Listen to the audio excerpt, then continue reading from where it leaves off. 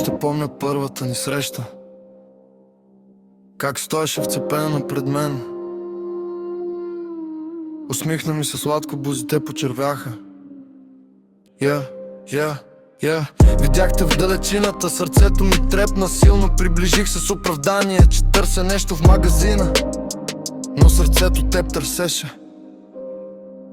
Всяка нощ мечтаех за следващата ни среща, да чуя пак онзи сладък глас. Чаках те, търсех те. Съдбата се усмихна, писах ти здравей. Видях съжение от непознат, но сякаш те познавах от години. Подскочих от радост. Това е той, това е той. Тичайки дойдох да ти кажа: хей, как ме намери, но не беше там. Писах ти къде си и за мен чух глас. Обърни се, обърни се.